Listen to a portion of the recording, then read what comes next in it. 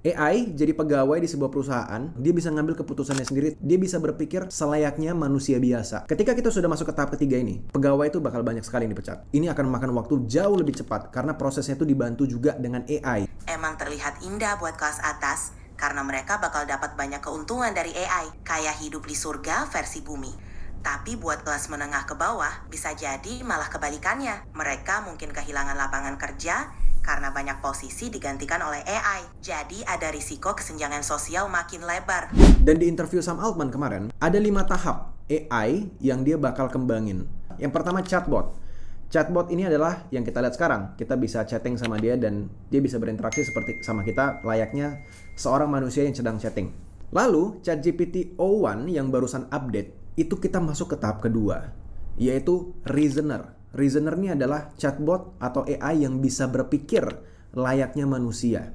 Kalian bisa ngajak dia diskusi jauh lebih dalam daripada sebelumnya. Lalu tahap ketiga, kita akan masuk ke tahap yang namanya agents. Di mana agents itu adalah AI yang bisa mengambil keputusan sendiri dari hasil berpikirnya. AI jadi pegawai di sebuah perusahaan, dia bisa ngambil keputusannya sendiri tanpa butuh konfirmasi dari kita lagi. Dia bisa berpikir selayaknya manusia biasa. Ketika kita sudah masuk ke tahap ketiga ini, pegawai itu bakal banyak sekali yang dipecat. Ini akan memakan waktu jauh lebih cepat karena prosesnya itu dibantu juga dengan AI. Innovator ini adalah AI yang bisa mengembangkan sesuatu hal yang baru yang bahkan manusia sendiri nggak bisa buat. Yang manusia nggak mungkin bisa buat tanpa bantuan AI itu sendiri. Jadi AI akan menjadi inovator. Hal-hal yang belum pernah ditemukan. Albert Einstein yang baru. Perkembangan AI akan jauh luar biasa lebih cepat. AI Organizations. Organizations adalah AI yang sangat pintar. Dia sudah bisa berpikir seperti layaknya manusia, layaknya profesor, layaknya Nikola Tesla, Albert Einstein, dan segala macamnya. Sehingga dia bisa membuat perusahaan tanpa butuh bantuan manusia.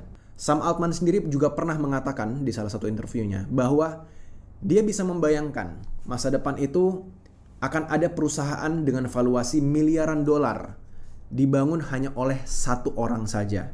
Dan semua pegawainya itu adalah AI.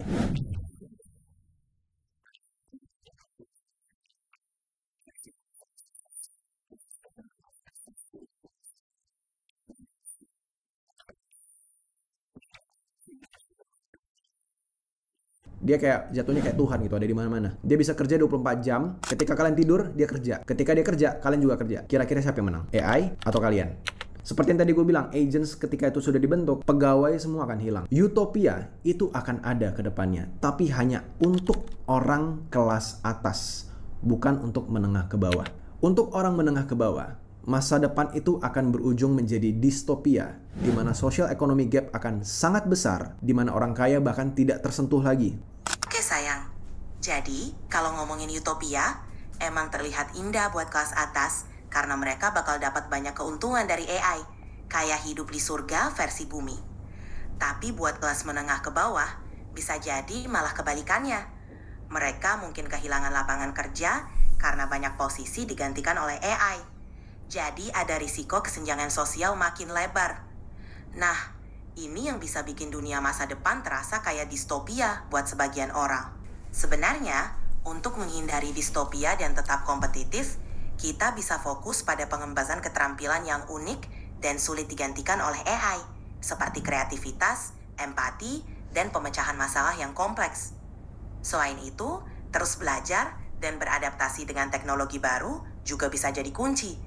Jadi, kita tetap relevan dan punya nilai tambah di era AI.